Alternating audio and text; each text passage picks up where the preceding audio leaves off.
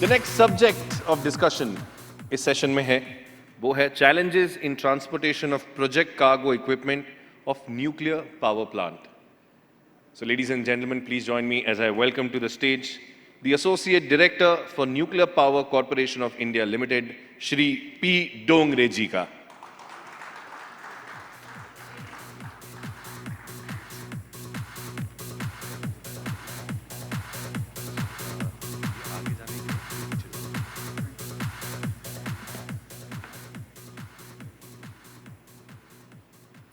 Good evening, all of you.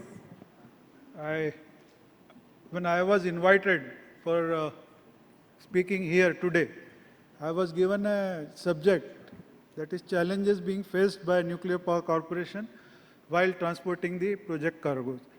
The Nuclear Power Corporation is in the business of generating electricity, and we have two types of technologies in use. One is pressurized heavy water reactor, we call it as PSWR, that is indigenous, and other is light water reactors, where we import the complete project from outside. So speaking about these challenges, they are entirely a different ballgame. Today, I think in Indian perspective, I don't think all experts are sitting here, so challenges of road transports are already been explained and spoken before me also. So I will be mostly concentrating on import of the project cargo. So with that, I will start my presentation. Before that, the Nuclear Power Corporation, we have 21 reactors in operation. Out of this, 4 are with imported technology, and others are our own developed technology. And they are across pan-India, right from Narora and UP to Kudamkulam and Kanyakumari. So various locations it is there. And presently one plant is being constructed in Haryana, Gorakhpur, that is called GHAVP. It is indigenous technology. And imported plants are coming here mostly in Kudamkulam. 1, 2 is already constructed and it is in operation. And 3, 4 and 5, 6 are under construction. They are 1000 megawatt units, and indigenous we have different units, 200 ranging up to 700 megawatt. With that, I will go to the subject. Preamble, I will challenges and how to address these challenges mostly I will be covering. This is a general supply chain overview. Everybody of you are aware, being the expert in the field. So shipping is involved, then warehousing and all, then project site and other things. This is a general perspective. In any international contracts where cargo is to be transported, we have this type of, mainly the 4 contracts. That is contract for sale. One has to have the sale contract. The country A is purchasing, a buyer country and selling country. Then banks, definitely the transaction payment regularization, then seller of country A and buyer country B. Again, now most important is the carrier, contract of transport or shipping or logistic, whatever you call, that is seller and buyer. Again, the insurance is also very important, safeguarding the cargo.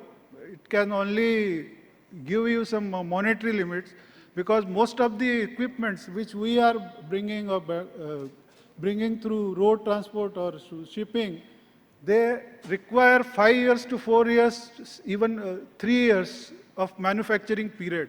So anything which is lost, it will badly derail the entire project. So that is also very important. Insurance is only a partly it can give us. Now, for success of any project, particularly involving imports, logistic, contract, I have put question mark, link, which has to be successful to complete the project in time. The question mark you can fill with strong link or weakest link also. Strong link is when we succeed, the project will come in time. But if we fail, it is the weakest link and whole blame will come on logistic. If we fail to deliver a single largest component or even small component.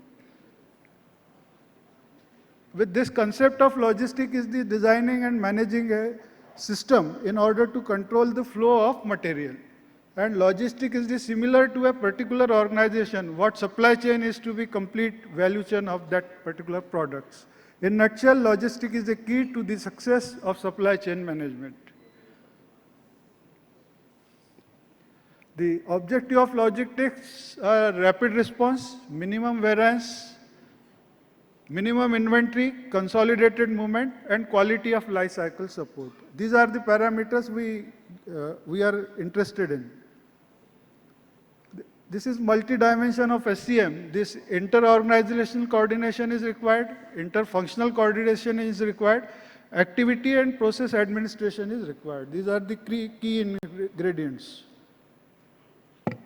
This is anticipated problems in areas. This is transport strategy, what we can do. Then location safety, that is strategy, and inventory strategy. On this, I think these are self-explaining things. The identifying challenges between domestic and international logistics, there are some substantial differences which are often characterized as the 4Ds, that is demand, distance, documentation, and diversity. The demand is greater, the distances are longer. The documentation is more extensive, and there is a substantial diversity in requirements and cultures. The first challenge is to obtain the better value in return for money spent.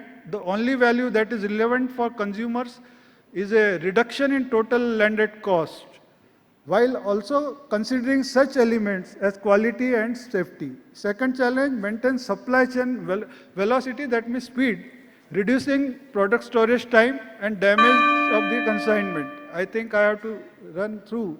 The time is running fast. I will go through the challenges, what increase supply chain variability. Fourth challenge is to maintain adequate supply chain visibility. Now, how we have addressed these challenges? The final challenge is to manage supply chain vulnerability. What we required is challenges are infrastructure, capacity, security, and safety. These can be addressed. We are not the expert of third-party logistics or even road transport, so we have to outsource these jobs. So outsourcing these jobs, first is to define scope of work, identify LSP, that is a logistics service provider, with single point responsibility. Then how to identify, how to enter into business relationship, and how to effectively execute. These are the challenges. The statutory requirement, what are the permissions required, back-to-back arrangement, approach to ministry if required, tender structures, compliance of requirements, assumption, full responsibility, terms of shipment. These are the things, how we have gone. Now I will rush through. These are the documents required for any project import. Preparation of tender document is the most important thing. These are the ingredients of those. I will speak only two of it. One is the safety of the cargo, other is the security of cargo when it is coming from outside. These are very important, and these need to be addressed in the tender documents. Why to select third-party logistics? These are the issues: time loss, reduction, save cost, and we can focus on our core activities. Now tendering, there are different type of tenders. We can go through these tenders. Tripartite agreement if required. The security of cargo, which I spoke. This is the last port of call to LIFO basis. And now other government India norms are there which need to be followed. Then selection of vessel, I think that is very important. Lloyd's register, there are different type of registers. And what does 100A1 means? So this is I have tried to explain. Constructed under Lloyd's registry, suitable for sea-going service. A is constructed or accepted into Lloyd's register, and one is good and efficient anchoring and mooring shipment. These are the various certificates which needs to follow for ensuring safety and security of cargo. These are the stresses during transit. What are the stresses coming up on the vessel and in terms coming on your consignment? This is towage planning factors. Stowage and capacity booklet is to be seen. This is one particular vessel which we are loaded and how it looks, the lower hold and other hold. This I tried to show. And vessel deadweight scale is also very important. Vessel stowage factor and compartment stowage factor. They are very important factors for us. Load spreading and supporting relays. Then custom, when it comes, what are the importance of custom clearance, what documents we need, and common difficulties what we face, which I tried to list down. I think these are you can just go through insurance and other things. I will just show what are the type of consignments, what weight we have transported, ODC and heavy lifts. These are the few of them.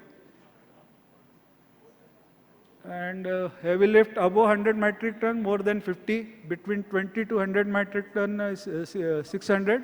ODC equipments in total around 1,300. The advantage of achievement of having such contract is compared to international standard, shipping cost is less, time period of shipment is less manpower is required. We can focus on our core activity of power generation, faster delivery. This helped in absorbing the other delay, tracking the cargo movement en route, better control, reduced damage, pilferage, etc.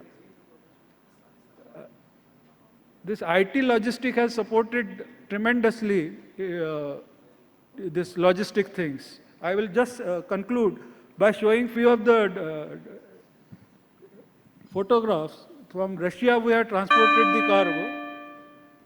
It will just give you an idea what kind of cargo we are transporting.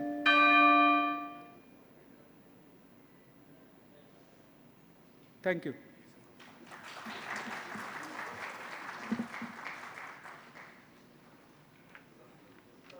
Sir, we would request you to please wait back. Thank you very much. Can I request Mr. Pradeep Singhal to join us on stage to present a token of appreciation to Shri P. Dongre ji.